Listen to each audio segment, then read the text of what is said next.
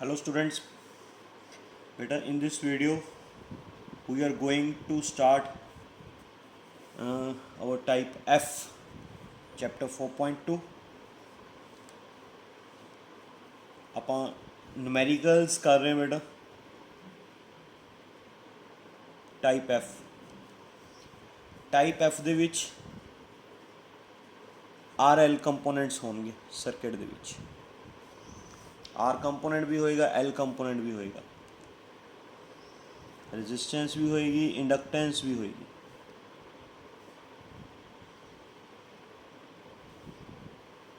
AC source नाल connected होंगे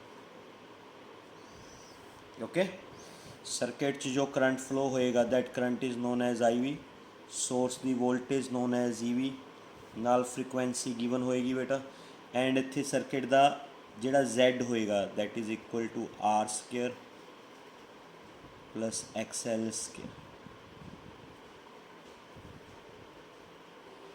Z होएगा R square plus XL square ठीक है। वैसे मैं थोड़ा दस दिना हुण तो बाद तुसी ना Z का फॉर्मूला तुसी इंपीडेंस ट्रायंगल तक की हुई सीगी इंपीडेंस ट्रायंगल च याद है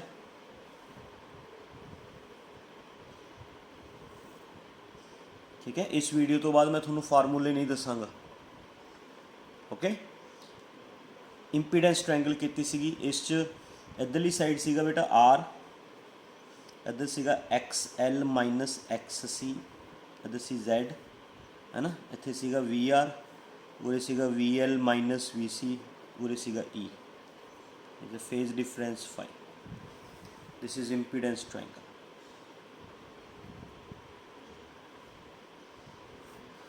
है ना।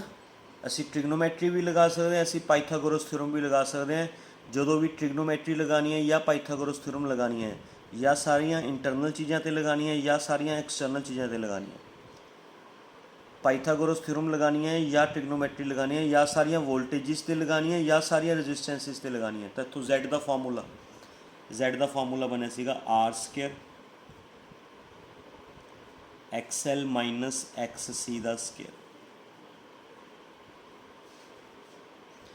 जिहड़ा कंपोनेंट सर्किट च ना होवे वो जीरो कर दिया करो जिमें इस सर्किट च R एंड L ने C कंपोनेंट नहीं है तो C कंपोनेंट वाली टर्म जीरो कर दोगे थोड़े को फार्मूला बन जाए तो Z का मेन फार्मूला आप लिखा करांगे उस तो बाद जिहड़ा कंपोनेंट मिसिंग होया करेगा उन्होंने जीरो कर दिया करांगे एक कंपोनेंट मिसिंग है उन्होंने जीरो कर दोगे दो कंपोनेंट मिसिंग है उन्होंने जीरो कर दोगे जिहड़े जिहड़े कंपोनेंट मिसिंग है वो जीरो कर दोगे ठीक है। ये Z का फार्मूला है E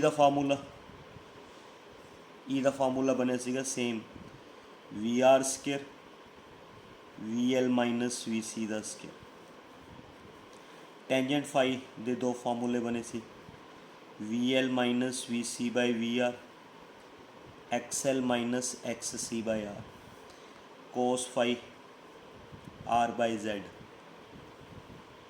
है ना। तो फार्मूले याद रखियो बेटा आप हुण सारिया टाइप्स जिन्नियां भी अगे टाइप्स करांगे ना type F type G type H type I सारिया दे विच आही फार्मूले यूज़ करांगे जिहड़ा कंपोनेंट नहीं होया करेगा है ना क्वेश्चन चैक करा करांगे ध्यान नाल जिहड़ा कंपोनेंट मिसिंग होया करेगा इस चो वो कंपोनेंट जीरो कर दिया करांगे समझ गए वो कंपोनेंट जीरो करके अपना फार्मूला बन जाया करेगा। हाँ बाकी वो मेन फॉर्म जो नीचे वाले बाकी फार्मूले ने तो सेम ही लगनगे जिमें E by Z is equal to I EV by Z is equal to IV है ना EM by Z is equal to IM है ना वो फार्मूले सारे सेम लगनगे IV I naught by √2 IM 2I naught by pi एवें E दे फार्मूले EV E naught by √2 EM 2E naught by pi ये सारे फार्मूले सेम लगनगे सारे जो पहला भी लिखे हुए हैं सारे फार्मूले सेम लगनगे बस आपने सर्किट च कंपोनेंट डिसाइड करके कंपोनेंट डिसाइड होने तो बाद फार्मूला सिलेक्ट करके फार्मूला बना के फार्मूला लगाना है आंसर करना क्लीयर ध्यान नाल करियो कोई ज़्यादा टफ क्वेश्चन नहीं है ईजी है। क्वेश्चन नंबर ਆਪਾਂ कर रहे हैं 37th। अ 12 ओम रजिस्टेंस, एक रजिस्टेंस है बेटा, डायग्राम बना लिया करो, रफ जी डायग्राम बना लिया करो, उस दे नाल कंपोनेंट्स का पता चल जाता भी किहड़े कंपोनेंट्स है। 12 ohm resistance and an inductance of, inductance भी गिवन है, यदि इंडक्टेंस गिवन है 0.05 henry, are connected in series across the ends, circuit is connected to 130 volt AC supply and 50 hertz. ये दोनों जोड़े एंड्स हैं AC सोर्स नाल कनेक्ट करते, सोर्स बारे कहा 150 वोल्ट, सॉरी 150 नहीं 130 वोल्ट 50 हर्ट्ज़। तो बेटा हम आप सर्किट क्लीयर कट है भी सर्किट RL है ना, इस चो R गिवन है, L गिवन है, ठीक है, EV गिवन है एंड फ्रीक्वेंसी गिवन है, ठीक है। अपन ने कैलकुलेट करना है, calculate the current in the circuit, circuit द करंट फाइंड आउट करना है। सर्किट च जो करंट होंगे that is equal to IV, first IV find out करना है ना। Second, what is the phase difference between the current and the voltage, second phase difference भी फाइंड आउट करना। तो पहला IV वास्ते पहला अपन नूं Z कढ़ना चाहिए, Z का वैसे तो फार्मूला होंदा R² XL माइनस XC का स्केयर, बट बिकॉज सर्किट च R एंड L कंपोनेंट्स ने, XC 0 कर दो तो बेटा Z का फार्मूला बन जाएगा R² प्लस XL² का रूट R² प्लस है ना XL का फार्मूला ओमेगा L, ओमेगा का फार्मूला 2π/μL। वैल्यूज़ पुट करोगे ना जो तुसी इत्थों Z निकलेगा, Z आ जाएगा, उस तो बाद IV कर लियो, EV/Z करके।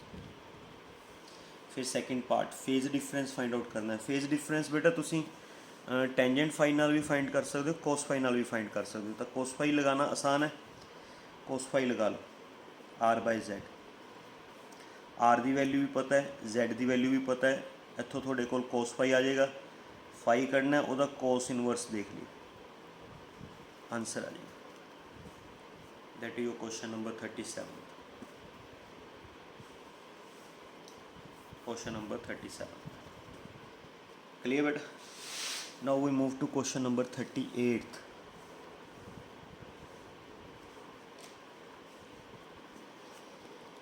क्वेश्चन नंबर 38, एन EMF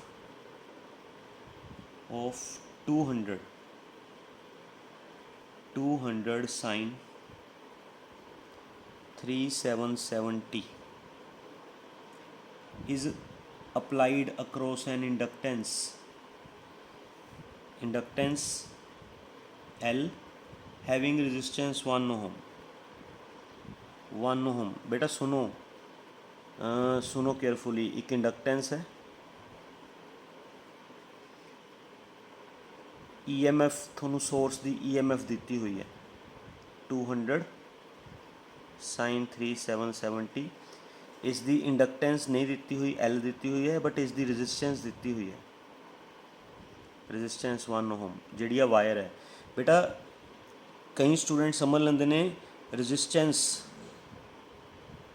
सुनो ध्यान नाल, रजिस्टेंस ऑफ इंडक्टर की रजिस्टेंस नूं कई स्टूडेंट्स XL कहते हैं, XL है ना। तो एवें सोच लेंदे ने भी XL इज़ इक्वल टू 1 ओम, ये गलत है।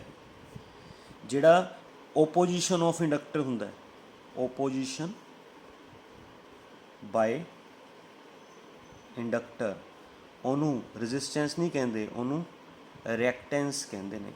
ਜਿਹੜਾ XL ਹੁੰਦਾ it is not resistance, it is reactance. B careful about that name, इस नेम बारे ध्यान नाल रहना है। ਐਕਸਐਲ ਨੂੰ ਇੰਡਕਟਰ ਦੀ ਰੈਜ਼ਿਸਟੈਂਸ ਨਹੀਂ ਕਹਿੰਦੇ, ਐਕਸਐਲ ਨੂੰ ਇੰਡਕਟਰ ਦਾ ਰਿਐਕਟੈਂਸ ਕਹਿੰਦੇ ਨੇ, ਰਿਐਕਟੈਂਸ। ਐਂਡ ਕੁਐਸਚਨ 'ਚ ਤੁਹਾਨੂੰ ਰੈਜ਼ਿਸਟੈਂਸ ਦਿੱਤੀ ਹੋਈ ਹੈ, ਰਿਐਕਟੈਂਸ ਨਹੀਂ। ਮਤਲਬ ਜਿਹੜੀ ਆ ਵਾਇਰ ਹੈ, ਹੁਣ ਤੁਸੀਂ ਕਹੋਗੇ ਵੀ ਸਰ ਸਰਕਿਟ 'ਚ ਤਾਂ ਇਕੱਲਾ ਇੰਡਕਟਰ ਲੱਗਿਆ ਹੋਇਆ ਹੈ, ਤਾਂ ਇਹ ਪਿਓਰਲੀ ਇੰਡਕਟਿਵ ਸਰਕਿਟ ਵਾਲਾ ਕੁਐਸਚਨ ਹੋ ਗਿਆ। ਨਹੀਂ, ਇੰਡਕਟਰ ਲੱਗਿਆ ਹੋਇਆ ਹੈ, ਇੰਡਕਟਰ ਦਾ ਰਿਐਕਟੈਂਸ ਹੋਏਗਾ। ਓਕੇ, ਐਂਡ ਨਾਲ ਵਾਇਰ ਦੀ ਤੁਹਾਨੂੰ ਰੈਜ਼ਿਸਟੈਂਸ ਦਿੱਤੀ ਹੋਈ ਹੈ, ਦੈਟ ਮੀਨਸ ਇਹ ਇੰਡਕਟਰ ਪਿਓਰ ਨਹੀਂ ਹੈ, it is impure inductor. Impure inductor. ਜਿਹੜਾ ਇੰਡਕਟਰ ਪਿਓਰ ਹੁੰਦਾ, ਸੁਣੋ ਕੇਅਰਫੁਲੀ, ਜਿਹੜਾ ਇੰਡਕਟਰ ਪਿਓਰ ਹੁੰਦਾ ਹੈ ਨਾ, ਉਸ ਇੰਡਕਟਰ ਦਾ ਸਿਰਫ ਐਕਸਐਲ ਹੁੰਦਾ, ਰੈਜ਼ਿਸਟੈਂਸ ਨਹੀਂ ਹੁੰਦੀ। ਬਟ ਜਿਸ ਇੰਡਕਟਰ ਦਾ ਐਕਸਐਲ ਵੀ ਹੋਵੇ, ਰੈਜ਼ਿਸਟੈਂਸ ਵੀ ਹੋਵੇ, ਇਟ ਇਜ਼ ਇੰਪਿਓਰ ਇੰਡਕਟਰ, ਉਹ ਪਿਓਰ ਨਹੀਂ ਹੈ। ਸਮਝ ਗਏ? ਤਾਂ ਆਹ ਚੀਜ਼ ਪੋਸੀਬਲ ਹੈ, ਦਿਸ ਇਜ਼ ਪੋਸੀਬਲ ਵੀ ਰੈਜ਼ਿਸਟੈਂਸ ਦਿੱਤੀ ਹੋਵੇ। ਤਾਂ ਰੈਜ਼ਿਸਟੈਂਸ ਨੂੰ ਤੁਸੀਂ ਰਿਐਕਟੈਂਸ ਨਾ ਸਮਝ ਲਿਓ, ਇੰਡਕਟਰ ਦੀ ਰੈਜ਼ਿਸਟੈਂਸ ਨੂੰ ਤੁਸੀਂ ਰਿਐਕਟੈਂਸ ਨਹੀਂ ਕਹਿਣਾ, ਰਿਐਕਟੈਂਸ ਐਕਸਐਲ ਹੁੰਦਾ, ਰੈਜ਼ਿਸਟੈਂਸ ਆਰ ਹੈ। ਹਾਲਾਂਕਿ ਕੰਮ ਦੋਨਾਂ ਦਾ ਸੇਮ ਹੀ ਹੈ ਬੇਟਾ, ਰੈਜ਼ਿਸਟੈਂਸ ਦਾ ਕੰਮ ਵੀ ਅਪੋਜ਼ ਕਰਨਾ ਹੈ, ਰਿਐਕਟੈਂਸ ਦਾ ਕੰਮ ਵੀ ਅਪੋਜ਼ ਕਰਨਾ ਹੈ, ਬਟ ਟਰਮਸ ਦੋਨੇ ਅਲੱਗ-ਅਲੱਗ ਨੇ। ਵਾਇਰ ਦੀ ਜੋ ਰੈਜ਼ਿਸਟੈਂਸ ਹੈ ਉਹ ਆਰ ਹੋਏਗੀ, ਜੋ ਇੰਡਕਟਰ ਦੀ ਓਪੋਜੀਸ਼ਨ ਹੈ ਦੈਟ ਇਜ਼ ਐਕਸਐਲ। ਜੋ ਵਾਇਰ ਅਪੋਜ਼ ਕਰੇਗੀ, ਵਾਇਰ ਕਰੰਟ ਨੂੰ ਫਲੋ ਕਰਨ ਤੋਂ ਅਪੋਜ਼ ਕਰੇਗੀ। ਸੁਣ ਰਹੇ ਹੋ ਨਾ ਕੇਅਰਫੁਲੀ? ਵਾਇਰ ਕਰੰਟ ਨੂੰ ਅਪੋਜ਼ ਕਰੇਗੀ, ਜਿਹੜੀ ਵਾਇਰ ਦੈਟ ਇਜ਼ ਰੈਜ਼ਿਸਟੈਂਸ। ਲੇਕਿਨ ਜੋ ਇੰਡਕਟਰ ਕਰੰਟ ਨੂੰ ਅਪੋਜ਼ ਕਰੇਗਾ ਦੈਟ ਇਜ਼ ਰਿਐਕਟੈਂਸ। ਸਮਝ ਗਏ? ਤਾਂ ਜਿਹੜਾ ਇੰਪਿਓਰ ਇੰਡਕਟਰ ਹੁੰਦਾ ਉਸ ਦਾ ਐਕਸਐਲ ਵੀ ਹੁੰਦਾ ਬੇਟਾ, ਉਹਦਾ ਰੈਜ਼ਿਸਟੈਂਸ ਵੀ ਹੁੰਦਾ। B careful about this type, ਇਹ ਟਾਈਪ ਕੇਅਰਫੁਲੀ ਕਰਨੀ ਹੈ ਨਾ, ਪੇਪਰ 'ਚ ਵੀ ਕੇਅਰਫੁਲੀ ਕਰਨੀ ਹੈ। ਓਕੇ, ਤਾਂ ਬੇਟਾ ਆਪਾਂ ਨੂੰ ਦੇਖੋ, ਹੁਣ ਮੈਂ ਤੁਹਾਨੂੰ ਦੁਬਾਰਾ ਤੋਂ ਇਹ ਕੁਐਸਚਨ ਸਟਾਰਟ ਕਰ ਰਿਹਾ। EMF ਦਿੱਤੀ ਹੋਈ ਹੈ sin 3770 ਐਂਡ ਸਾਨੂੰ L ਨਹੀਂ ਦਿੱਤਾ ਹੋਇਆ, R ਦਿੱਤਾ ਹੋਇਆ 1 ohm, ਰੈਜ਼ਿਸਟੈਂਸ ਦਿੱਤੀ ਹੋਈ ਹੈ 1 ohm। The maximum current is found to be, maximum current ਦਿੱਤਾ ਹੋਇਆ, maximum current is found to be 10 ampere। Find the value of L find out ਕਰਨਾ ਹੈ ਨਾ। ਤਾਂ ਬੇਟਾ ਇਸ ਨੂੰ ਇਕੁਏਸ਼ਨ ਨੂੰ ਜਦੋਂ ਅਸੀਂ ਆਪਾਂ ਆਪਣੀ ਅਲਟਰਨੇਟਿੰਗ EMF ਦੀ ਇਕੁਏਸ਼ਨ ਨਾਲ ਕੰਪੇਅਰ ਕਰਾਂਗੇ, ਤਾਂ ਇੱਥੋਂ ਇੱਕ ਤਾਂ E ਨੋਡ ਦੀ ਵੈਲਿਊ ਆ ਜਾਏਗੀ, ਇੱਥੋਂ ਇੱਕ ਓਮੇਗਾ ਦੀ ਵੈਲਿਊ ਆ ਜਾਏਗੀ।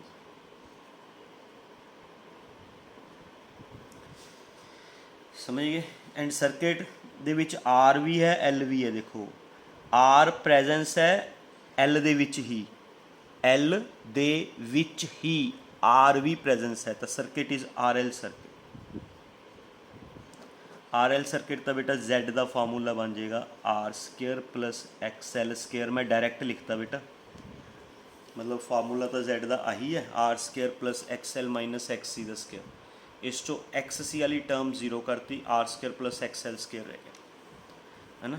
Z ਮਤਲਬ ਜੇ ਆਪਾਂ ਨੂੰ Z ਪਤਾ ਚੱਲ ਜੇ, ਜੇ ਆਪਾਂ ਨੂੰ Z ਪਤਾ ਚੱਲ ਜੇ, R ਆਪਾਂ ਨੂੰ ਪਤਾ ਹੈ, ਫਿਰ ਆਪਾਂ XL ਕੱਢਾਂਗੇ, XL ਤੋਂ L ਨਿਕਲੇਗਾ। ਓਕੇ, ਤਾਂ ਆਪਾਂ ਪਹਿਲਾਂ Z ਕੱਢਦੇ ਹਾਂ। ਆਪਾਂ ਨੂੰ I ਨੋਡ ਪਤਾ ਹੈ, I node is equal to E node by Z। ਇੱਥੋਂ Z ਕੱਢ ਲਓ, E node by I node. E node ਆਪਣੇ ਕੋਲ ਹੈਗਾ 200, I ਨੋਡ ਆਪਣੇ ਕੋਲ ਹੈਗਾ 10, Z ਦੀ ਵੈਲਿਊ ਆ ਜਾਏਗੀ 10। ਤਾਂ ਬੇਟਾ ਇੱਥੋਂ Z² - R² ਦਾ root is equal to XL ਆ ਜਾਏਗਾ। ਕਿਵੇਂ ਆਇਆ? ਸਮਝ ਆ ਗਿਆ? ਪਹਿਲਾਂ ਮੈਂ ਸਕੇਅਰਿੰਗ ਕੀਤੀ, ਫਿਰ ਮੈਂ R² ਇੱਧਰ ਲੈ ਗਿਆ, ਫਿਰ ਮੈਂ ਸਕੇਅਰ ਰੂਟ ਕਰਤਾ, Z² - R², ਫਿਰ ਰੂਟ ਕਰਕੇ XL ਆ ਗਿਆ। ਤਾਂ ਇੱਥੋਂ ਬੇਟਾ Z ਦੀ ਵੈਲਿਊ 10, R ਦੀ ਵੈਲਿਊ 1, ਇਹਨੂੰ ਸੋਲਵ ਕਰ ਲਿਓ, XL ਆ ਜਾਏਗਾ। XL ਆ ਗਿਆ। XL ਦਾ ਫਾਰਮੂਲਾ ਕੀ ਹੁੰਦਾ ਬੇਟਾ? ਓਮੇਗਾ L, ਇੱਥੋਂ L ਆ ਜਾਏਗਾ, XL ਬਾਈ ਓਮੇਗਾ। ਕੁਐਸਚਨ ਹੋਗਾ, ਠੀਕ ਹੈ। ਇੰਨਾ ਕੁ ਕੁਐਸਚਨ ਹੈ। ਦੇਖੋ ਕੁਐਸਚਨ ਤਾਂ ਆਸਾਨ ਹੈ, ਬਸ ਮੈਂ ਤੁਹਾਨੂੰ ਆਹ ਕੁਛ ਟਰਮਸ ਕਲੀਅਰ ਕੀਤੀਆਂ ਨੇ ਵੀ ਸਰਕਿਟ 'ਚ ਅਗਰ ਇੰਡਕਟਰ ਲੱਗਿਆ ਹੋਵੇ ਅਤੇ ਉਸ ਦੀ ਰੈਜ਼ਿਸਟੈਂਸ ਦਿੱਤੀ ਹੋਵੇ, ਰੈਜ਼ਿਸਟੈਂਸ, ਤਾਂ ਉਹ R ਹੁੰਦੀ ਹੈ।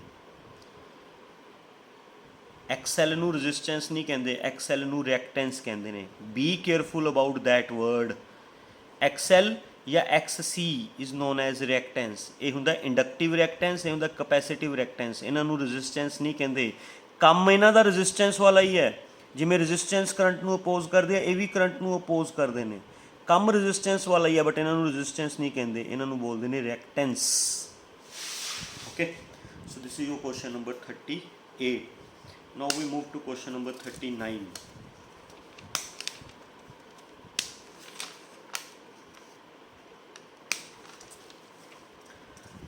कई इंपॉर्टेंट क्वेश्चन भी आएंगे बेटा इस टाइप से, कई मुश्किल क्वेश्चन भी आएंगे, ध्यान ना समझिए। Question number 39, the impedance of coil is, coil का इंपीडेंस दिता है, इंपीडेंस Z ਨੂੰ ਹੀ ਕਹਿੰਦੇ ਨੇ, एक्सएल ਨੂੰ नहीं कहते। XL is inductive reactance. मैं ਤੁਹਾਨੂੰ नेम क्लीयर करदा, नेम क्लीयर करदा। रेजिस्टेंस कहते होंगे ने आर ਨੂੰ, इंडक्टिव रिएक्टेंस कहते होंगे ने एक्सएल ਨੂੰ, कैपेसिटिव रिएक्टेंस कहते होंगे ने एक्ससी ਨੂੰ, एंड इंपीडेंस ਕਹਿੰਦੇ ਹੁੰਦੇ ਨੇ Z ਨੂੰ। तो बेटा नेम ਨੂੰ ਲੈ ਕੇ ਕੋਈ ਤੁਹਾਡੇ ਦਿਮਾਗ 'ਚ ਕਨਫਿਊਜ਼ਨ ਨਹੀਂ ਹੋਣੀ ਚਾਹੀਦੀ। Question number 39, impedance of coil is 141.4 ohm. एक कॉइल की इंपीडेंस दी हुई है at frequency 50 hertz. Okay, and it's resistance, उस कॉइल की रेजिस्टेंस भी दी हुई है बेटा 100 ओम, है ना। एक कॉइल है, उसकी रेजिस्टेंस भी देती एंड उसकी इंपीडेंस भी देती, मतलब उसका रिएक्टेंस नहीं दिता। Okay, what will be it's inductance, यदि एल फाइंड आउट करनी है। पहला तो एक्सएल फाइंड आउट होएगा, फिर एल फाइंड आउट होएगा। सर्किट केड़ा बेटा, it is a RL circuit. हुण एवें ना समझ लियो भी सर कला इंडक्टर लग्या हुआ है, कला इंडक्टर लगा हुआ तो it is only, it is inductive circuit.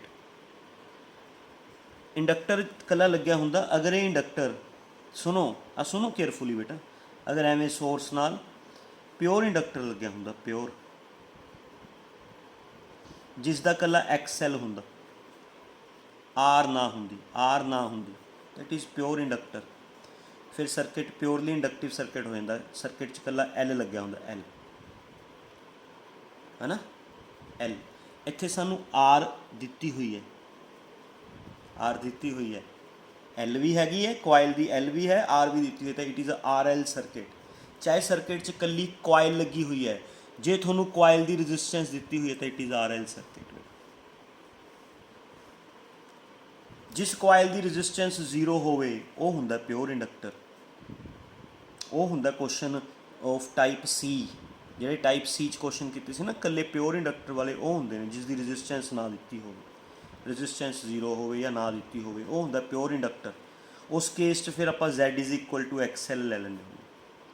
इत्थे आपां नूं L भी है, कॉइल की L तो होएगी होएगी, है ना, R भी दी हुई है, that means it is a RL circuit. This coil have inductance as well as resistance. इस कॉइल की इंडक्टेंस भी है, इसकी रेजिस्टेंस भी, it is a RL circuit.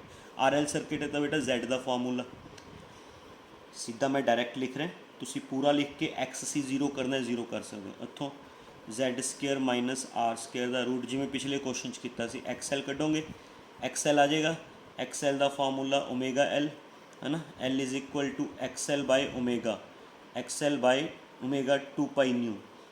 Solve put करके आंसर। क्वेश्चनस नहीं औखे, क्वेश्चन में थोड़ा कन्फ्यूज़ करने वास्ते काफ़ी कुछ समझना पएगा, है ना, अपनी कन्फ्यूजन दूर करने वास्ते काफ़ी कुछ क्लीयर करना पएगा। थोड़ा पता होना चाहिए भी प्योर इंडक्टर का मतलब की हुंदा है तो एक सिंपल इंडक्टर का मतलब की हुंदा है ना। RL सर्किट, एक इंडक्टर R एंड L का रोल कदों प्ले करेगा, एक इंडक्टर कल्ले L का रोल कदों प्ले करेगा, थोड़ा पता होना चाहिए सारिया चीज़ें, ठीक है। Now we move to question number 40। A coil takes a current of 2 ampere. एक कॉइल है,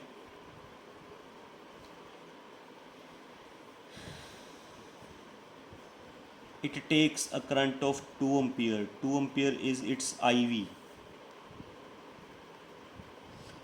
Takes a current of 2 ampere and 200 watt power इस दी पावर दी हुई है बेटा 200 वाट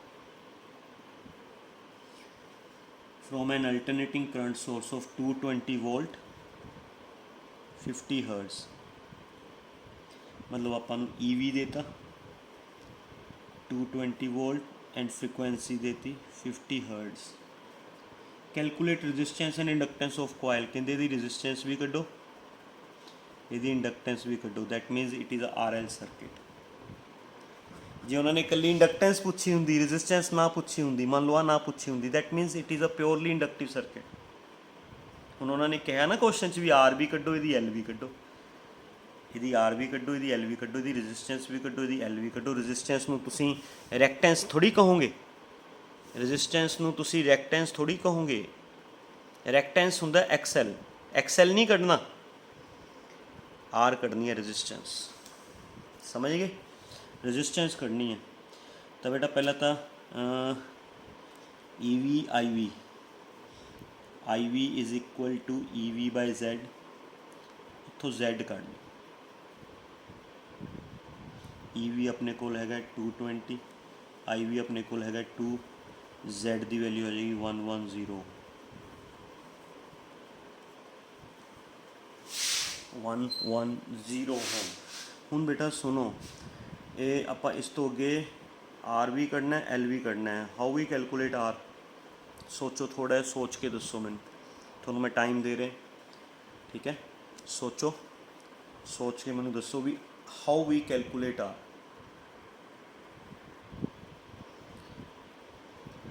सोचा how we calculate R power given है देखो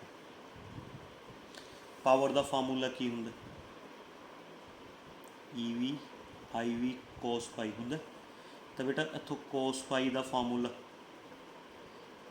power upon E V I V बन गया एंड कोस फाई का formula also from impedance triangle R by Z भी होंगे बेटा तो कोस फाई इतों बन गया P upon E V I V cos phi R by Z इतों आर आ जाएगा P Z upon E V I V है ना वैल्यूज़ पुट करके आर आ जाएगा उस तो बाद फिर जेड का फार्मूला लगाओगे R square plus X L square का रूट इतों जेड का Z square minus R square का रूट करके एक्स एल आ जाएगा बेटा एक्स एल आ गया एक्स एल का फार्मूला होंगे ओमेगा एल एल आ जाएगा x L by omega X L by 2 pi new है ना वैल्यूज़ पुट करके एल आ जाएगी एम फाइंड आउट करो समझ गए कोई कन्फ्यूज़न आई वी काट लिया ई वी बाई जेड काट लिया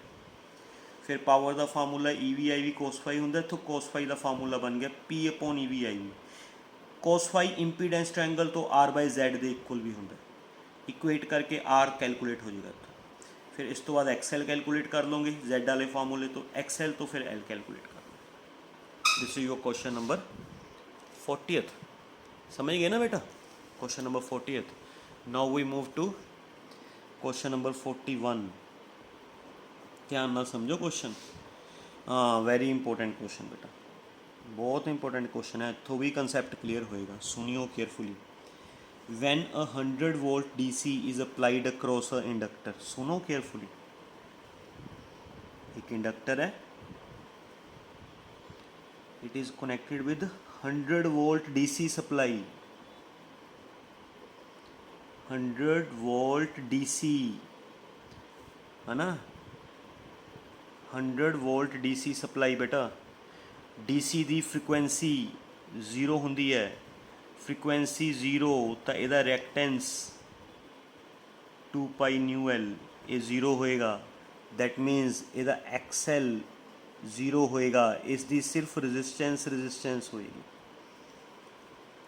van coil is connected with DC ਉਹਦਾ एक्सएल 0 हो जाता होंगे क्योंकि डायरैक्ट करंट की फ्रीक्वेंसी 0 होंगी डायरैक्ट करंट की फ्रीक्वेंसी 0 होंगी है फ्रीक्वेंसी 0 होने करके रिएक्टेंस 0 हो जाता है तो उसका सिर्फ आर बचता ठीक है क्वेश्चन च अगे इन्होंने कहा है across an inductor a current of 1 ampere flows through it circuit चो 1 एम्पीयर का करंट फ्लो होया करंट तो बेटा सानू वोल्टेज पता है 100 वोल्ट है ना, करंट पता है 1 एम्पीयर है ना, I is equal to V by R, तो R is equal to V by I है ना, R is equal to V by I, V की वैल्यू 100, I की value 1, 100 ohm is the resistance of this coil when it is connected with the DC.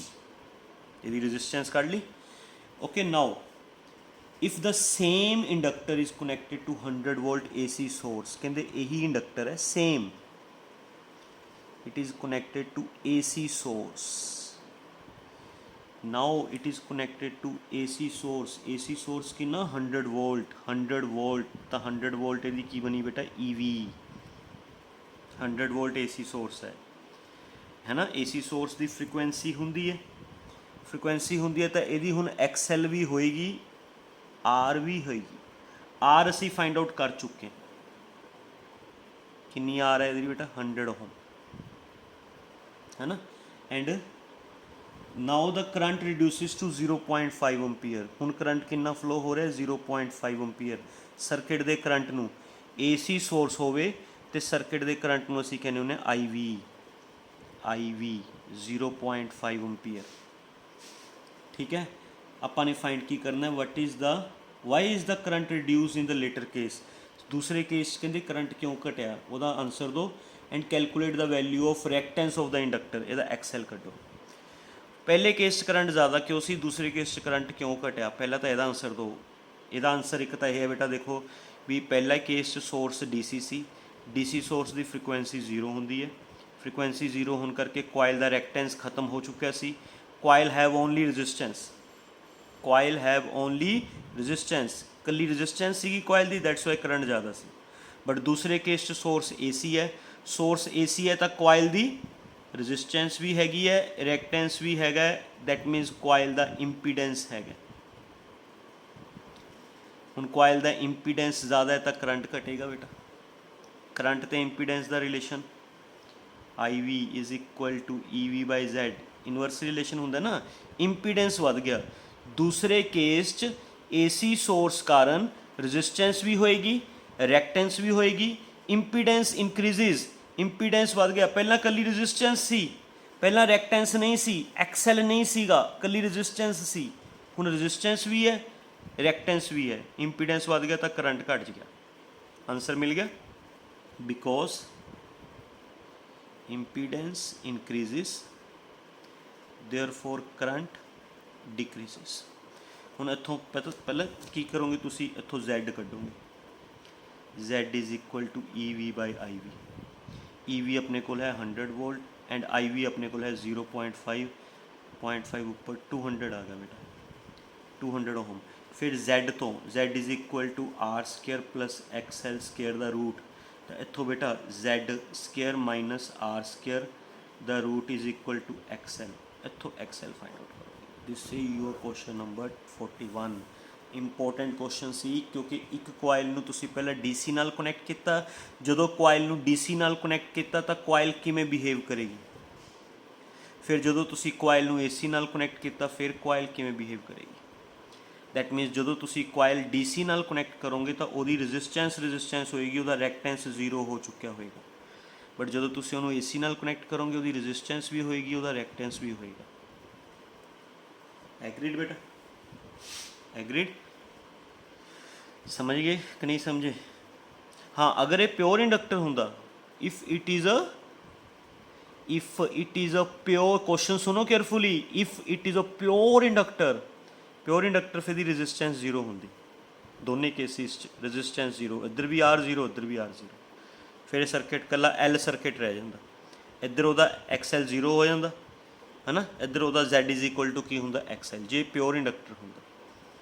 Okay बेटा, तो be careful about pure inductor and impure inductor.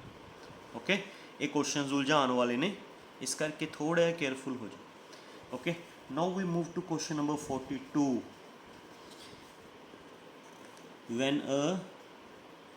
when a series combination of inductance and resistance, एक inductor एक resistance, the series combination source नाल connect किया connected with 10 volt 50 hertz, 10 volt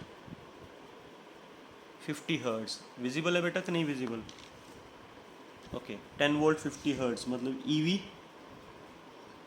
10 volt frequency 50 hertz. Okay current 1 ampere flows in the circuit, circuit च 1 ampere का current flow हो रहा है, 1 ampere का current that means it is I V, 1 ampere का current है बेटा. The voltage leads the current by phase angle pi by 3, phase difference दिता हुआ है pi by 3, pi by 3. Calculate the value of resistance and inductance, एक R कढ़ना है, एक इंडक्टेंस एल कढ़ना है. ठीक है तो पहला तो बेटा सिंपल है, इतों I V is equal to E V by Z, उरो जैड फाइंड आउट कर लो. ई वी 10 है, आई वी 1 है, 10 ओम आ जाएगा जैड, जैड आ गया. अच्छा हुन फेज डिफरेंस पता है, कोस फाई की वैल्यू आर बाय जैड तो आर कढ़ लूँगी, Z cos phi values put करके आर आ जाएगी है ना. फिर बेटा Z is equal to R square plus X L square, क्योंकि आर एल सर्किट है ना, तो इतों Z square minus R square का रूट करके एक्स एल आ जाएगा. एंड फिर X L is equal to omega L, L is equal to X L by omega X L by 2 pi nu, solve करके एल आ जाएगा. एवं find करना है. देखो थोड़ी जी जगह सी उसे जी क्वेश्चन सॉल्व आउट हो गया. क्लीयर बेटा?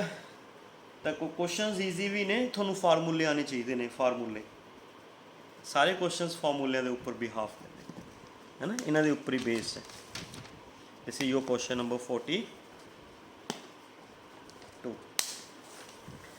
ठीक है, now we move to question number 43.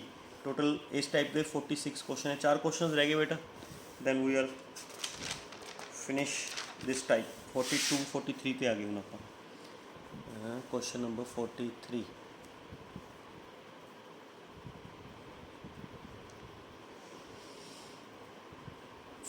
Question है बेटा, एक हीटर है, हीटर च भी कॉइल ही होंगी है बेटा, तुसीं देखा ही होएगा.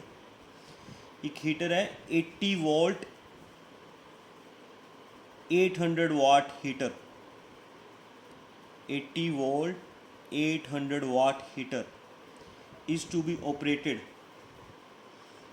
100 volt 50 hertz AC source is to be operated 100 volt 50 hertz AC source. Calculate inductance of the choke required. जिहड़ी चौक चाहिए है ना, सपोज करो चलो आप इत्थे हीटर लगा लेने, this is heater.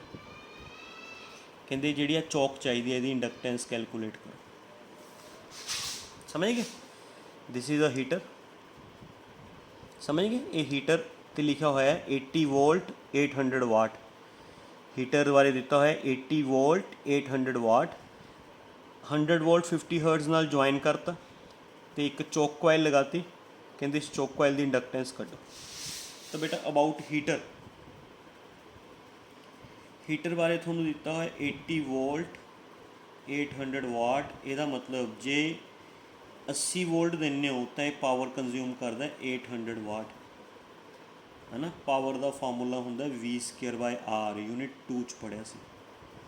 इतों R find out कर लो, हीटर की रेजिस्टेंस फाइंड आउट कर.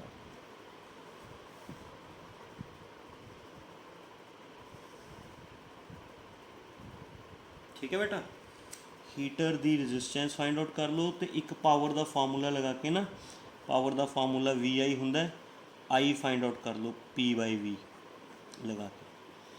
Power 100 watt, V 80 volt, I आ जाएगा. That is the current flowing in the circuit. इस I नू तुसी IV ले लोगे सोर्स का. समझ आ गया? ये दोनों फार्मूले तुसी आ वाला फार्मूला भी तो आ भी फार्मूला यूनिट सैकेंड पढ़े हुए हैं बेटा. पावर के 3 फार्मूले पढ़े हुए हैं, मैं थोड़ा दस देना.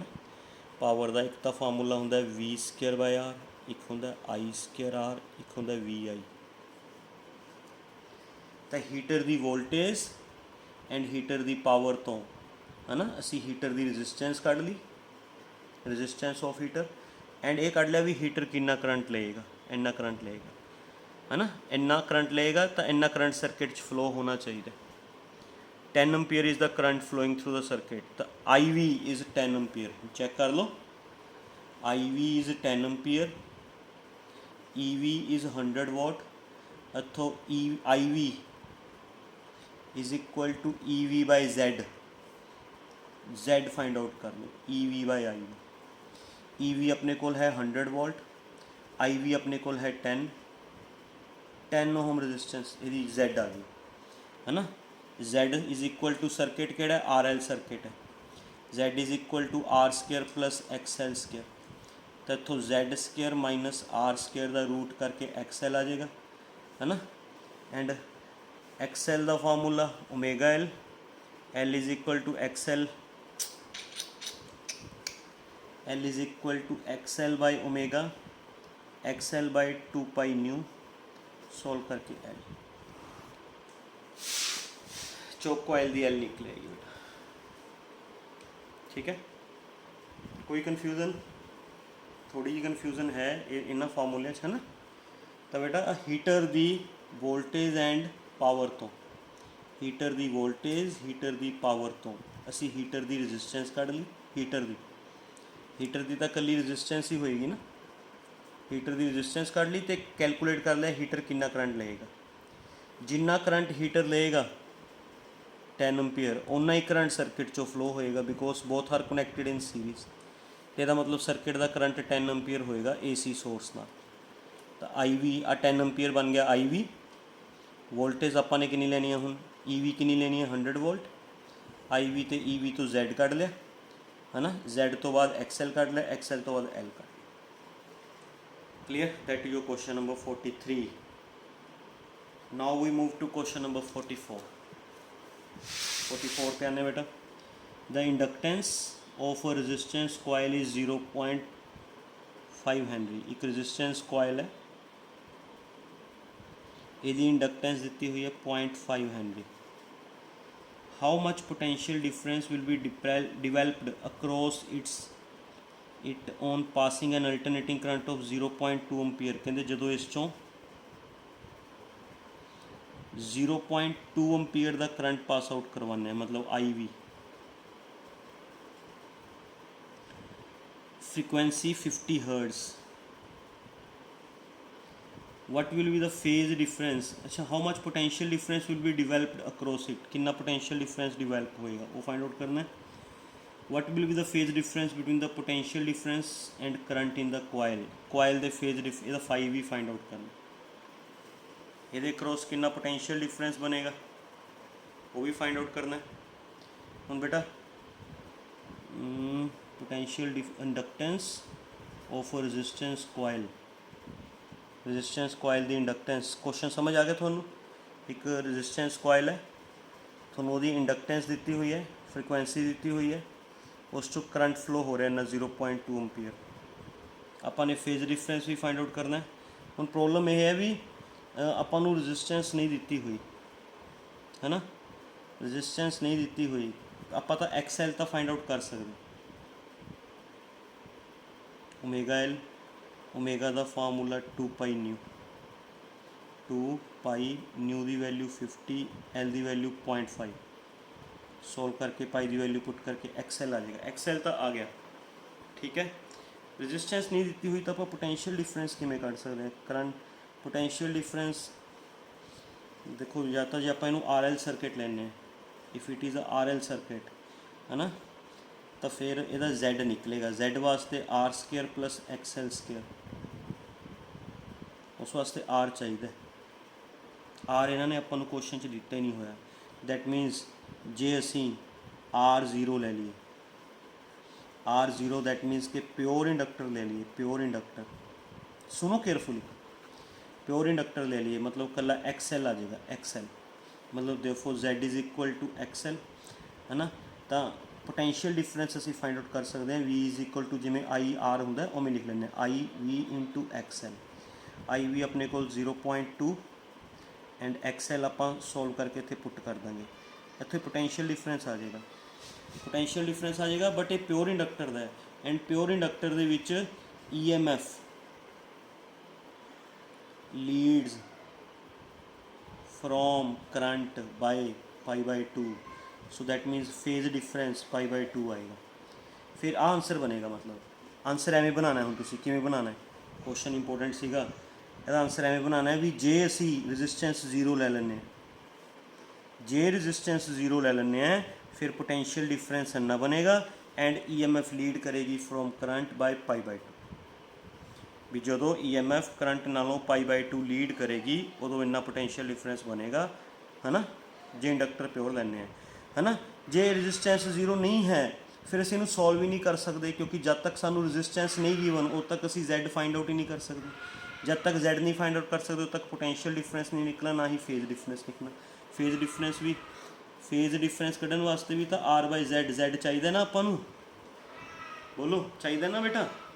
दैट मीनस क्वेश्चन च R मैंशन नहीं सी, R गिवन नहीं सी, असी R नूं कितना ले लिया बेटा 0। भी जे असी R नूं 0 लैने तो साडा जिहड़ा इंडक्टर है प्योर बन जाएगा, प्योर इंडक्टर बन जाएगा। उहदा Z किस दे इक्वल आ जाएगा XL दे। पोटेंशियल डिफरेंस असी फाइंड आउट कर लाँगे IV into XL, IV into XL। Okay, formula लगा के फाइंड आउट कर लोगे एंड फेज डिफरेंस कितना आएगा when R is equal to 0, phase difference आएगा π/2। R is equal to 0 phase difference π/2 उतों भी कढ़ सकते हैं 0/Z 0, phi is equal to 90 degree निकल सकता उरो, है ना बेटा। उरो भी निकल सकता भी I by taking R is equal to 0 phase difference 90 degree, उरो भी 90 डिग्री ही है। प्योर इंडक्टर च फेज डिफरेंस 90 डिग्री ही होंगे। समझ आ गया क्वेश्चन? थोड़ा जिहा अपने वालों असम्पशन करनी सी किस क्वेश्चन। ओके बेटा, अपने वालों असम्पशन करनी सी, वो करती अपन, ठीक है। Question number 45 and question number 46 कर लोगे अपने आप, थोड़े तो छड़ दा। वैसे देखा मैं पढ़ के question number 45, an AC voltage 100 volt 50 hertz is connected across 20 ohm resistance. Easy question है, अपने आप कर लियो। 46 coil of inductance 0.5 Henry resistance, this is connected to this, find the maximum। 45 and 46 depend कि तुसी कर सकते हो कि नहीं कर सकते, है ना। कर लोगे बेटा, क्योंकि आपां ने तो बहुत औखे औखे क्वेश्चंस कर ले। 45 ते 46 तो बिल्कुल ईजी क्वेश्चंस है, क्लीयर, बिल्कुल आसानी नाल हो जाएंगे तुहाडे तो। ओके, अपने आप ट्राई करियो question number 45 and question number 46, ठीक है। Thank you very much.